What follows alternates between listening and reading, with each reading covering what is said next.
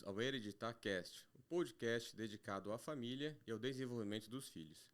Eu sou Matheus Kawasaki, estou aqui hoje mais uma vez com meu pai, Dr. Silvio Kawasaki. Estamos felizes de estarmos aqui para um mais novo podcast. Hoje, dando sequência aos nossos temas, vamos falar então do desenvolvimento infantil do período de 6 meses aos 9 meses de vida. Eu queria saber, fiquei curioso, por que essa divisão? O que marca, qual é o evento mais importante nesse período de transição entre 6 e 9 meses? Pai? Uma das coisas mais importantes, por isso que nós vamos inclusive detalhar mais esse 6º mês de vida, seria, além do aleitamento materno exclusivo ou com fórmula para criança também, a gente iniciar a alimentação sólida como um complemento nutricional. Interessante. E por que o alimento sólido é importante nessa fase agora? Porque nós sabemos por trabalhos feitos que só o aleitamento materno ou a fórmula infantil de partida, como a gente diz, até o 6º mês, ela se torna a partir do 6º mês insuficiente para nutrir a criança com todas as vitaminas, sais, minerais, nutrientes necessários. Então não é que vai transicionar só para alimento sólido, vai complementar o aleitamento de base com alimentos sólidos para trazer outros tipos de nutrientes. Sim. É isso, né? Nós iremos continuar com aleitamento materno, se for leite materno só, ou com complemento de fórmula infantil, ou simplesmente fórmula infantil, mas também, obrigatoriamente, a introdução do alimento sólido. Entendi. Então, e como é feita essa transição? Porque a criança, então, até os 6 meses está só sugando ali o peito da mãe, ou a mamadeira, né? Para se alimentar. É diferente a mecânica ali da alimentação, dessa parte da transição do aleitamento para o alimento sólido? Sim. Tem algum... Sim. Inclusive, antes de se falar sobre isso, foi um consenso no congresso que teve em Genebra, em 2001, que se chegou a um consenso realmente que, mesmo com o aleitamento exclusivo, após o 6º mês deveria existir uma complementação com alimentos nutricionalmente saudáveis, para que a criança receba esse complemento nutricional e evitar principalmente a falta de ferro e uma anemia que poderia causar danos irreparáveis no sistema nervoso central da criança. Então isso tudo é importante para que ela não sofra nenhum desgaste nesse começo de vida que possa alterar o seu coeficiente de inteligência lá no futuro. Entendi. Então eu tenho duas coisas que eu fico em dúvida aqui então. Pois não. Uma coisa que eu queria saber um pouco melhor, né?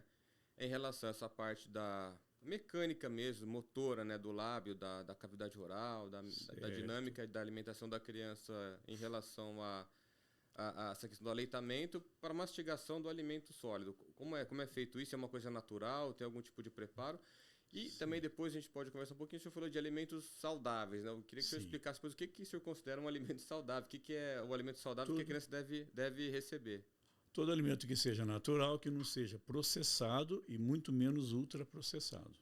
Tipo assim, alimento saudável que seria presença de tubérculos, por exemplo, né, batata, cenoura, mandioquinha, inhame e tal.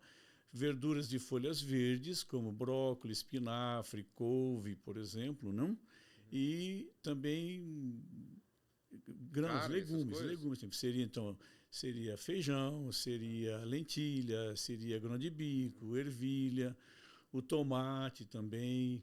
E para se fazer, além de uma alimentação saudável, um prato bem colorido para que também aguce assim, a criança a gostar do que ela está vendo, porque a criança não come só pela fome, ela come também pela cor, quer dizer, pela visão que ela faz, pelo olfato que ela tem daquilo que está sendo feito e pela beleza do prato que a mãe apresenta à criança. Então isso é fundamental. Mas o senhor falou só de vegetais e carne. Também a carne também não, mas também, no caso você me perguntou de alimento saudável, quanto à carne, a parte de proteínas também, né?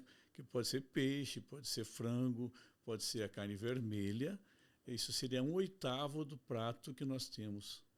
Existe um negócio chamado plate, né, My Plate, que seria metade do prato seria legumes e verduras.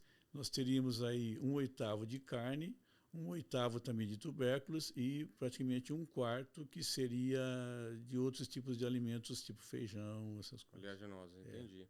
A gente falou de alimentos sólidos, mas a criança não tem dente, né? Então, nessa idade não tem dente ainda. Mas não é alimento, não é sólido em pedaços, seria assim, seria semilíquido, semipastoso e pastoso. Você tem que bater isso aí tipo papinha, né? Isso, das papinhas, né? Até pelo menos o 9º mês teria que ser assim, só amassado, nunca colocado em processador, em liquidificador. Só amassado. Só amassado e amassado muito bem, entendeu? Entendi. E qual é a frequência desse alimento sólido no cardápio da criança? Porque ela vem amamentando exclusivamente, né? Ela se alimenta ali em intervalos de quantas horas do leite? 4 horas? Cada 4 horas ela mama? Quando é aleitamento materno, não existe a livre demanda. Quando a gente tem, por exemplo, as fórmulas infantis de partida, que a gente fala que até o 6º mês, a criança já começa a definir mais ou menos assim 2h30 até 4 horas entre uma mamadeira e outra. Agora, logo no momento, a partir do 6º mês, quando você já introduz o alimento para a criança, então normalmente a gente já parte para uma alimentação de 4 em 4 horas. Seriam 5 refeições principais, ou seja, 3 mamadeiras e 2 papas. Então, tipo, almoço e jantar seria uma rotina assim? Ela começa com uma rotina de alimento? Ou café da manhã e jantar? A gente começaria com um almoço e uma fruta. Depois de um mês, no 6º, então, para o 7º mês, além do almoço, a gente começaria também um jantar, que seria a base de cereais, e a fruta à tarde. Entendi. Então, é algo relativamente complexo, não é tão simples assim, né? Então é importante que a mãe tenha uma boa orientação com o pediatra, né? Isso, porque o pediatra possa orientar. Outra coisa que você perguntou também, assim, a criança está acostumada só a sugar, de repente vai ter que mastigar. Então, isso tudo...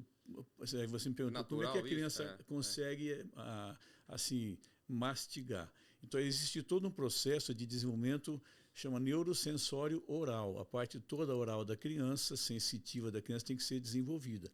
E uma das coisas mais importantes que se sabe em trabalhos feitos, principalmente por odontólogos, que a sucção do seio materno favorece muito, mas muito, a criança na fase mastigatória a partir do 6º mês.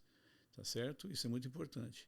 E, além disso, nós já sabemos que na 9ª semana de gestação, o nenenzinho já abre a boca. Na 10ª para a 12ª semana, a criança já começa a deglutir. Gestação, intraútero, já começa a deglutir. E a criança, depois, nos últimos meses, desenvolve uma gordura próximo do masseter, umas bolsas gordurosas próximo do masseter, que dá estabilidade ao maxilar para que ela possa aprender a mastigar também, entendeu? Entendi. Isso é muito importante. E uma dúvida que eu fiquei aqui também, né? Você falou dos alimentos saudáveis, mas falou que a carne é importante. E para as famílias que são vegetarianas ou os pais são veganos, como funciona isso? Como orientar nesse caso? Essa é uma coisa que preocupa muito a gente, porque os pais, às vezes, veganos, que são simplesmente vegetais, nada de queijo nem de ovos, eles fizeram uma opção quando adulto, quando quiserem então fazer, provavelmente. E temos que passar a eles que só produto vegano acaba provocando uma falta nutricional para a criança que precisa ser suplementada. Então, micronutrientes, ferro, tudo isso também deve ser dado a partir do 6º mês, quando a pessoa quer entrar com produto ou vegano ou vegetariano. Aí tem uma base de vitaminas, por exemplo? Vitaminas, sais e ferro, né? Também que precisa. Isso quando não tem a carne na dieta da criança, isso, né? Isso. Entendi. E nem o ovo também. E quando a criança consegue, assim, já acompanhar a rotina da família, assim, quando ela consegue comer a comida da família, a própria comida da mesa, geralmente essa comida é a mesma ou não? A partir do 6º mês tem ela tempero, começa... né? Às vezes a comida dos adultos tem tempero. A criança pode pôr alho, cebola, tempero, essas coisas? Pode, aos poucos, né? Nós temos que, inicialmente, fazer só o vegetalzinho cozido só na água, amassado, e entregue à criança. À medida que ela começa, então, a se interessar mais, a cada 5 dias a gente vai introduzindo um vegetalzinho novo. Tá? Então, vegetais que prendam, que são aqueles tubérculos que nascem embaixo da terra, eles prendem mais. Depois, com outros vegetais mais verdes, como espinafre, que ajudam a soltar. Então, a gente vai fazendo isso, tudo sem sal, tudo sem açúcar, até 1 ano de idade. Toda a dieta até 1 ano, ela é proibida que se introduza sal, nem que seja de pequena quantidade, quer dizer, nem um pouquinho não pode. E nada de açúcar também. Zero sal, zero açúcar até 1 ano? Zero sal, zero açúcar, sem suco nenhum, sem chá nenhum, sem água nenhuma para criança até 1 ano. Só leite? Só leite materno ou fórmula infantil. Agora seria uma fórmula infantil de segmento, a partir do 6º mês. E Mas em um lugar, tipo, em Ribeirão Preto, por exemplo, uma cidade que é muito quente, não tem que dar água para a criança nos intervalos? Pode. Depois que a criança já está, a partir do 6º mês, ela começa já a se alimentar bem da comida que tem, após o almoço, após o jantar, após a fruta, para não atrapalhar o apetite, você pode dar um pouco d'água para tirar o gosto do alimento da boca, tal. Isso pode. Uma higienização da boca, sim. Mas isso a partir de 6 meses, é isso? A partir do 6º mês. Até o 6º mês é exclusivamente leite materno ou fórmula de partida. Tá, mas até o 6º agora você está falando do 6º mês para frente, né? Para não isso, confundir as pessoas lá. Então, a partir do 6º mês você pode dar chá, pode dar água. Suco também ou não? Quando você fala fruta... Chá, esse negócio de chá a gente prefere que não faça, porque você vai tirar, às vezes, uma alimentação sadia para dar chá para a criança, que é água. Nutricional, né? Nutricional é muito Agora, bom. água pode dar num lugar quente, numa cidade Sim, quente? pode ser dada água. Deve ou pode? Longe da refeição. Deve dar longe da refeição, porque se você der 1 hora antes da refeição, ainda bem. Próxima refeição, você lava o estômago, tira o suco gástrico e você diminui o apetite da criança. E a questão do suco, assim, você falou de fruta, né? Uma fruta. A fruta que é uma fruta amassada? Suco não, até 1 ano nada de suco. Só fruta amassada. Nós estamos banana, maçã. Quando nós estamos conversando do 6º ao 9º mês, então nesse período em que nós estamos falando, nada de suco. O que vai fazer?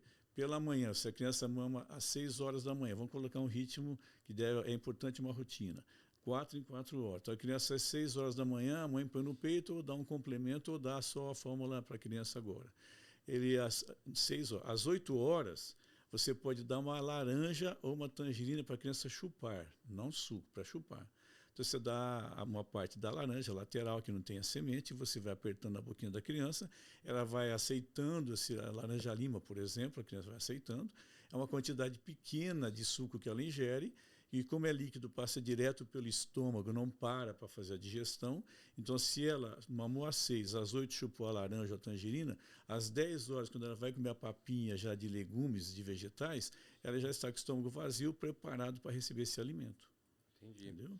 É complexo, tem que ficar atento. Então, por isso que é importante o suporte com o pediatra, né? Perfeito. Uma dúvida também nesse sentido, depois eu vou fazer uma outra coisa sobre comida, mas em relação a pediatra especificamente, qual é a frequência que os pais devem levar o filho, mesmo que ele não esteja doente? Porque às vezes a criança não tem problema nenhum, está super saudável. Qual é a frequência que ela deve ser levada ao pediatra para acompanhamento nessa idade? Até 1 ano, todo mês. Todo mês? Todo mês, porque todo mês tem coisa nova. Entendi. Na parte de desenvolvimento pondero-estatural, na parte de desenvolvimento do perímetro craniano, que até 2 anos é fundamental, a medida mensal. Também ver se a criança apresenta todos os sinais normais de desenvolvimento neuropsicomotor para a idade. Se você vê que está atrasado, existe aquele gapzinho que existe entre um mês certinho, um mês para lá, um mês para cá, mas você tem que ficar, o pediatra vai estar sempre atento para ver se há um atraso na parte de linguagem, na parte cognitiva, na parte de desenvolvimento social da criança. Isso é puricultura, principalmente motora. É medicina preventiva, né? Preventivo, por isso que tem que ser mês a mês, até 1 ano pelo menos. Então agora o senhor falou que não pode pôr só, não pode pôr nada. Então quer dizer que provavelmente a criança não pode acompanhar a mesma comida da família até 1 ano. Inicialmente só depois de 1 ano. Até o 9º mês, né?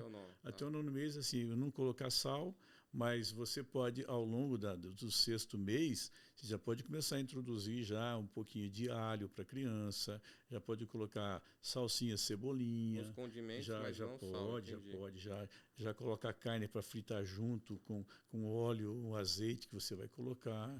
Você já vai fazendo a criança já sentindo novos sabores a partir do 7º mês.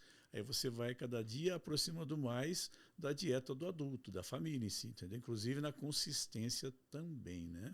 E outra coisa também. Importante, só para complementar. A gente tem que ver se a criança está madura para isso. Porque como que você descobre que a criança está madura para mastigar bem? Quando ela começa lá pelo 5º mês a se interessar pelo que você está mastigando, ela fica olhando sem piscar do que você está fazendo. Às vezes ela vai até na sua boca e tira até um pedaço de carne que você está comendo. Ela vai no garfo, puxa o seu garfo. Então ela está mostrando para você que ela está com interesse em descobrir coisa nova. O que você está ingerindo, por que você está mastigando. Quer dizer, isso é sinal ou sinais de que a criança está madura para começar a receber o alimento.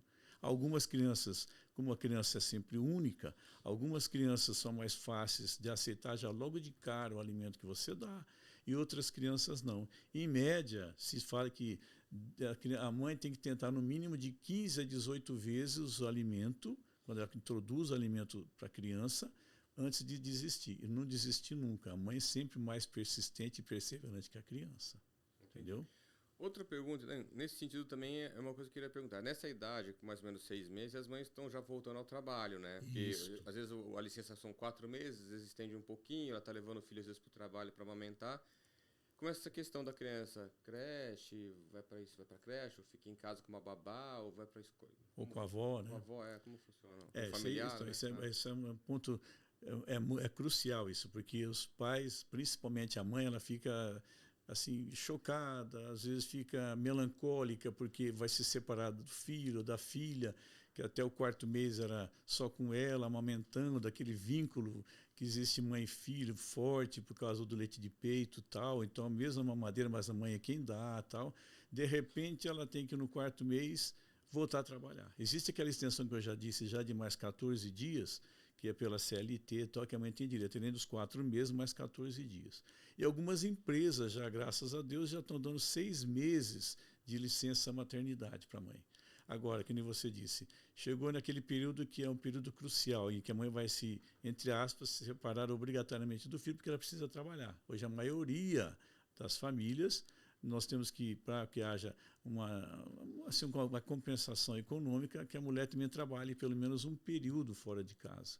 Então, no caso, se tiver avós saudáveis, se tiver avós que possam permanecer junto com a criança, que já tenha já um contato maior já com a criança já conhece, não é estranho, porque ela com 6 meses, a criança já estranha demais as pessoas que ela não conhece. Então pode ficar com as avós, se as avós tiverem condições físicas, psíquicas e também de conhecimento básico de como se trata de uma criança de 6 meses. Babá, você tem que saber, aí já é mais difícil, tem que saber escolher a babá que vai ficar, uma cuidadora com a criança, saber realmente se essa pessoa sabe dos cuidados e das urgências que pode acontecer, como um engasgo, uma queda, um corte, como essa pessoa tem que saber trabalhar com a criança, o ambiente onde essa criança vai ficar, tanto na casa dos avós, quanto na casa da criança com a cuidadora ou com uma babá, e a creche. A creche também seria uma terceira opção, que a mãe sempre tem, pode ser creche ou escolinha, se ela tiver condições de escolinha também. As empresas maiores, elas já têm as creches já próprias, né? Isso. Então, também, talvez a creche seja um ambiente até mais seguro por ter profissionais mais qualificados e treinados para isso. Dependendo do número de funcionários, a empresa é obrigada a ter uma creche e que tenha também uma enfermagem, que tenha assistência médica. Seja um ambiente seguro, bem seguro. Um ambiente mais seguro. Mas a maioria das empresas não tem. Então a mãe tem que deixar numa creche da prefeitura ou numa escolinha particular. Entendeu? Mas todas as prefeituras hoje têm um esquema muito bom, onde eles têm a nutricionista que faz uma alimentação balanceada, já apresenta o cardápio para a família.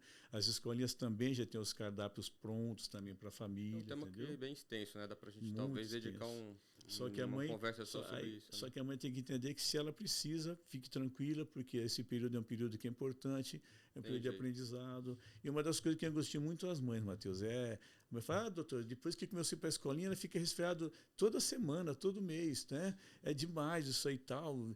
A gente às vezes pensa até em tirar da escolinha. Então, mãe, fique tranquila. Toda criança pode ficar resfriada, receber uma virose, no mínimo de 6 a 12 por ano, às vezes todos os meses. Isso aí por quê? Porque o organismo da criança não está ainda pronto com imunidade perfeita. E o que acontece? Essa criança precisa, às vezes, de ter contato com o vírus para fabricar imunidade. Então, se ela pegar uma virose cada 2 meses ou cada mês, não se preocupe não. Isso faz parte da melhora do patrimônio imunológico da criança, tá? Embora seja assim, angustiante, a criança com o nariz escorrendo, às vezes fica resfriadinha, porque uma virose pode causar isso. A gente vai falar daqui a pouco de vacinação, mas terminando essa questão da parte de alimentação, né, transição para sólido, o que é a sigla BLW? BLW apareceu muito na internet e nesses meios de comunicações e tal, e a família tudo traz isso para si. Doutor, eu vi lá que BLW é um método em que a criança come, ela própria come com as próprias mãos, chama a criança comendo com a própria mão. A criança é coisa mais moderna, tal. Então a gente já pede para que a mãe tenha primeiro cuidado nessas redes sociais e saiba filtrar o que é importante e o que é não, baseado não só no que falam lá, mas baseado em trabalho científico. E a Sociedade Brasileira de Pediatria apresentou um trabalho feito por um grupo neozelandês que mostrou que a criança mais faz bagunça do que come.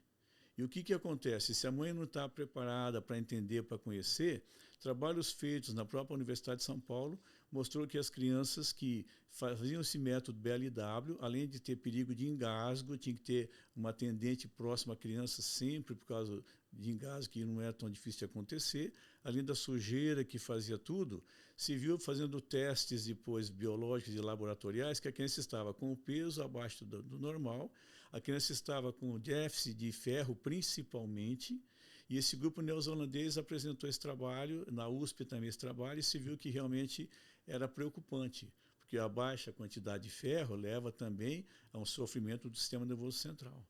Então, o que se fez? A Sociedade Brasileira de Pediatria, o Departamento de Nutrologia, ele pede que se amasse bem o alimento e que, primeiramente, se dê alimento amassado à criança a partir do 6º mês. E depois que ela comer uma quantidade razoável, que você viu que é razoável, deixa a criança pegar com as mãos, ela aprender a textura, a amassar as coisas, botar na boca também os pedaços, e você, mãe, ou quem for cuidadora, ou avó que seja, atenta aos engasgos que a criança pode ter. Entendeu? Na escolinha, por exemplo, ou numa creche, dificilmente isso vai acontecer. Jamais, porque eles não têm condições de ter uma pessoa para cada criança para tomar conta. Entendi. E agora, assim, resumindo um pouco o geral, né? Você já falou aqui, importante que se leve ao pediatra pelo menos uma vez por mês para acompanhamento e seguimento. O que a gente pode esperar em termos... Tem aquela regra, não tem mais ou menos, de que com 6 meses a criança dobra de peso do nascimento? Sim, sim. Então, a criança realmente dobra de peso ao nascimento, é assim, uma coisa muito grosseira, né? Tá certo? Mas se ela nasce com 3, geralmente ela está com 6, na média de 6 alguma coisa. E também coisa na altura... disso para baixo tem que na altura também ela ganha praticamente 15 centímetros nesse primeiro semestre. De 50 chega a 65, grosseiramente falando, sem detalhes, que agora não é hora. Mas agora falando um pouco mais especificamente dessa parte mais prática, assim, em relação à vacinação. Você falou dessas viroses aí que ela começa a ter contato com mais gente externa, né? A criança até 6 meses ficou mais em casa. A partir de 6 meses começa a ter contato com estranhos, com pessoas fora de casa, né? Sim. Quais são as recomendações de vacinação nessa fase? No 6º mês a gente completa o esquema mínimo de vacinação. E uma coisa importante, no 6º mês já se toma a primeira dose da vacina da gripe, tá certo? É a trivalente e a tetravalente. Então a criança já toma a primeira dose da vacina da gripe. Ela vai fazer também os reforços, que são as vacinas que são pentavalente ou hexavalente particular. Ela vai ter que fazer já o reforço da pneumo 10. Isso aí, já esse esquema todo, e a família tem que conversar com o pediatra, que vai orientar aquilo que é importante. Toda vacina é importante, toda criança precisa tomar vacina. A nossa preocupação hoje com a pandemia, os pais deixarem de levar as crianças para vacinarem na época certa, e nós estamos com um furo muito grande no esquema de vacinação das crianças, e principalmente crianças de tenra idade, abaixo de 6 meses, com esquema vacinal furado, incompleto. Isso é muito importante a mãe lembrar. Olha a carteira de vacinação, leva a carteira de vacinação para o pediatra, leva a carteira de vacinação no posto de saúde, lá tem enfermagem, tem um médico assistente que ele vai olhar o que falta, e, por favor, coloque em dia o esquema de vacinação se vocês tiverem dúvidas. Pessoal, fique atento, a gente sempre chama atenção para essa questão da vacinação. Lembrando que o esquema de vacinação brasileiro é considerado um dos melhores do mundo, né? Isso, o programa de vacinação brasileiro. Chama Plano Nacional de Imunização. Esse Plano Nacional de Imunização ele é exemplo para o mundo inteiro. E outra coisa importante, Matheus, que você está falando, como a gente completa o esquema básico de vacinação até o 6º mês, aí dá uma liberdade maior para a família também de poder sair de casa com a criança, com mais segurança de que não vai realmente se expor a alguma doença grave e tal, porque há uma cobertura pelo menos mínima da criança até o 6º mês. E aí, então, é hora da mãe poder então sair, ir para um restaurante, levar esse filho já para ir sociabilizando fora de casa, entendeu? É nessa idade também, porque o senhor falou que até o 6º mês, né, a criança muitas vezes está dormindo no berço, no quarto do casal. A partir do 6º mês você transiciona para o quarto dele próprio? Tem mais irmãos? Como é que funciona isso? Perfeitíssimo, então isso aí mesmo. A partir do 6º mês, como nós já havíamos falado antes, num podcast anterior, a criança já vai do quarto dos pais, se houver realmente um outro quarto, dependendo, né? A criança já vai para o quarto próprio dela, aquele quarto sem sofisticação nenhuma, não precisa de fazer nada de coisa cara, aquele quarto básico, que seja uma caminha básica, um berço básico para a criança. Se for Montessori, pode ser aquele berço, aquela caminha no chão, tá certo? Da criança. Pode colocar no quartinho da criança até um espelhozinho fixo na parede, porque a criança gosta no 6º mês de se ver no espelho. E, além disso, a criança tenta, com o espelho, ela começa a descobrir as partes do seu corpo, o membro superior, o membro inferior, a cabeça. E ela, se olhando no espelho, ela começa a comparar os segmentos do corpo. É fundamental que ela se enxergue. Então precisa ter um espelhozinho, se vocês puderem colocar ali e tal, com toda a segurança possível para não quebrar, né? Encostado bem na parede, bem fixo, não tem perigo nenhum, né? E, além disso, também para a criança, naquele quartinho onde ela vai ficar, se ela quiser explorar o quarto onde ela está, colocar um tapetinho de EVA no chão, um edredão, se não tiver EVA, um edredão, o quarto sempre limpo, toda manhã e toda noite também passar um pano úmido, sem varrer, sem aspirador, um pano úmido para tirar poeira, porque quem tem rinite alérgica pode também complicar para a criança se botar a criança no chão, né? Então, passar um pano úmido é importante. E na parte neuropsicomotor, o que chama atenção nessa fase? Ela começa a engatinhar, ela está rolando, o que ela está fazendo nessa idade? Especificamente no 6º mês que nós estamos detalhando mais. Depois nós vamos do 7 até o 9º. Mas do 6º mês a criança já começa a sentar e cair do lado.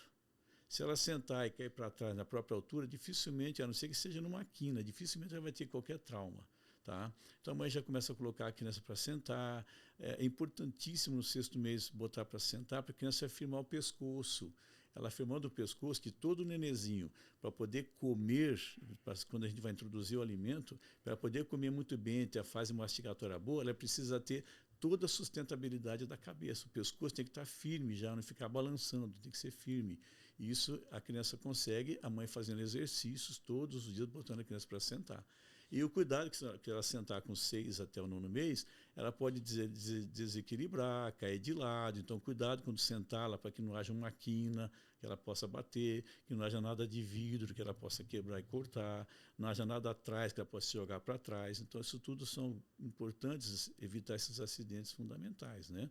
Então, na parte motora, ela vai então sentar, já vai se debruçar para frente, ficar de 4. No início, ela vai levantar só o tronco, a parte superior, ela vai engatear de marcha ré. Ela vai para trás, ela levanta o tronco e vai indo para trás. Então, ela fica nervosa porque ela quer ir para frente, cada vez vai mais para trás. Até que ela aprende até descer da cama, gruda no lençol, escorrega e cai em pé. Ela sai do sofá, também escorrega e cai em pé, porque ela aprende a engatear para trás. Só depois, no 7º, 8º mês, que ela aprende a levantar a parte posterior. Então, ela levanta as nádegas e fica de 4 e fica balançando o corpinho, até que ela aprende a se jogar para frente, bate a boca, chora porque bate a boca, doeu, até que ela aprende que ela consegue fixar e firmar, ficar de 4. E aí começa então, do 6º ao 9º, ela vai passar de sentar para engatinhar. Ela começar a preparar para engatinhar. Normalmente. Então, no começo do 6º mês, ela está sentando, firmando a cabeça. Pelo 9º, ela está começando a ficar de 4. Isso. Se houver um atraso lá, que é normal, o pediatra vai acompanhar, ele sabe o que é dentro da normalidade e aquilo que está fugindo da normalidade. Né? Perfeito. E já interage com os pais, já ri, já sorri, ela já fica esperado. Ela fica já com medo de estranhos, ela já fica preocupada quando os pais saem de perto, existe aquela sensação de pertença, que ela acha que o pai é dela, a mãe é dela, como se fosse um objeto. Quando tem um objeto, ele é a bolinha que rola tal, o pai, a mãe também é como se fosse dela. Então, quando ela está ali com o pai presente, a mãe presente, e de repente a mãe desaparece, ela não faz birra. Ela fica preocupada porque aquela pessoa que seria, entre aspas, um objeto de estimação dela, porque a mãe está sempre com ela, dando carinho, afeto, cantando, estando presente, de repente desaparece à sua frente, ela tem que chorar mesmo. O pai é a mesma coisa. E nessa idade, assim, como ela já tem essa percepção, você consegue perceber algum traço, se a criança tiver algum traço de autismo alguma coisa? É nessa idade já que percebe ou um pouco mais para frente? Nessa idade você já percebe porque a criança, primeiro que ela não foca, né? Ela não foca você olho a olho. Se você olhar para ela, ela abaixa a cabeça. Ela fica do 6º até o 9º mês, ela já está sentando. Então, ela senta, brinca com seus brinquedinhos próprios. É caixinha, é carrinho. Depois, só mais tarde, que ela vai começar a desenvolver outros sinais mais importantes, mas esse sinal de que ela não foca você, o olhar é meio perdido, vago, você tem que observar, passar para o pediatra continuar acompanhando e vendo, né? Esse é um tema bem delicado, acho que muito importante. Hoje em dia a gente podia dedicar um tema só para isso, né, pai? Sim, autismo e TDAH também, que é muito importante também, né? A criancinha já nessa idade também já começa a apresentar, às vezes, déficit de atenção, irritabilidade, que é muito mais difícil, né? Só mais tarde que você vai ver esses traços, quando a criança começa principalmente ir para a escolinha. Às vezes os pais não percebem, a professora que percebe e manda para a mãe recado. Mas isso é mais para frente, né? Quando ela fica mais velha. Você vai ter tempo para falar disso. Acho que tá bom. Tem mais alguma coisa que você quer falar, pai, dessa fase de 6 a 9 meses? Alguma coisa que chama atenção? Do sexto até o 9º mês. A criança aprende que ela tem um nome. Então ela começa a se identificar pelo nome. Quando você chama a criança com 6 meses até o 9º, chama pelo nome, ela já procura, olha, já sorri se você é uma pessoa que ela conhece. Ela reconhece o nome ou a voz? Não, o nome. Se for outra pessoa de fora chamar pelo Maria, nome... ela sabe que chama Maria, ela olha na hora e te procura. Mesmo que seja outra pessoa estranha, só que ela olha e de repente, se ela não conhece, ela pode fechar até o olho, o semblante dela, entendi. Entendeu? Olha que interessante. E outra coisa agora também, na idade que ela está, assim, estimular para que ela comece a engatinhar. Então, se ela está sentada, ela já rola também, põe uma bola ali revestida de veludo, alguma coisa, com algum guijo dentro, algum guiso dentro, que quando aquilo ali rola, faz barulhinho, ela vai empurrando, ela vai ver que faz barulhinho, ela vai andando, ela vai engatinhando melhor atrás, vai engatinhando atrás. Né? Você vai estimulando para que ela comece também a explorar o ambiente, atrás dessa bolinha ela vai caminhando, ela vai embora, entendeu? E é importante essas coisas todas. E são sempre assim, objetos que sejam não contundentes, e objetos que sejam de vários tipos diferentes de textura. Por exemplo, você vai colocar um objeto, você não vai colocar só de madeira ou só de veludo, você tem que colocar um objeto que seja aço inox, madeira, papel. Por que isso daí? Quando ela pegar e botar o aço inox na boca, ela fala, pô, o negócio aqui é meio consistente, meio duro e é gelado. Tá? Pô, ela já tem a sensação de que é frio. Aí ela pega a madeira, põe a madeira na boca, um brinquedinho de madeira, sempre de tamanho específico para que ela não engasgue nem engula, tá certo? Não vai botar um negócio pequeno que a criança possa engolir. Então ela pega aquele brinquedinho de madeira, põe na boca, ela vê que a madeira ela não é tão gelada, ela é mais quente do que o aço inox. Também é dura e a madeira tem um gosto que o inox não tem.